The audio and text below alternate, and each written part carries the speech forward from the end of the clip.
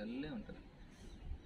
Okay, next question. కొంతమంది తల్లులు eligible లిస్ట్లో ఉంటున్నారు బట్ అమౌంట్ పడట్లేదు. సో రీజన్ ఏంటి అని అడిగితే ఎన్పిసిఐ ఇన్యాక్టివ్ అంటున్నారు. అసలు ఎన్పిసిఐ అంటే ఏంటి?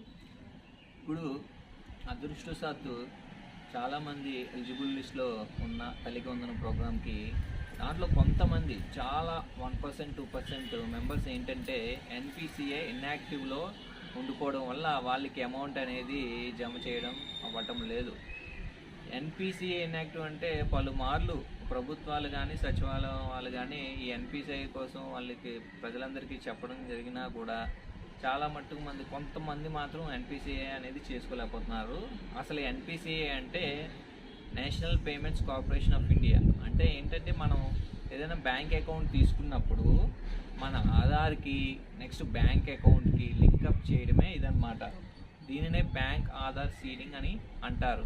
ఎప్పుడైతే మన బ్యాంక్ ఆధార్ సీడింగ్ యాక్టివ్లో ఉంటుందో అంటే ఎన్పిసిఐ యాక్టివ్లో ఉంటుందో మన అకౌంట్ నెంబర్స్ మన బ్యాంక్ అకౌంట్ నెంబర్స్ గవర్నమెంట్కి ఇవ్వకుండానే వాళ్ళ ఆధార్ నెంబర్లు బేస్ చేసుకుని వాళ్ళ ఆధార్ నెంబర్ ఏ బ్యాంక్ అకౌంట్కి అయితే కనెక్ట్ అయ్యి ఉన్నదో ఆ అకౌంట్లో అమౌంట్ జమ చేసేస్తారన్నమాట. అందుకు ఎన్పిసిఐ యాక్టివ్లో ఉండాలి అని చెప్తారు. సో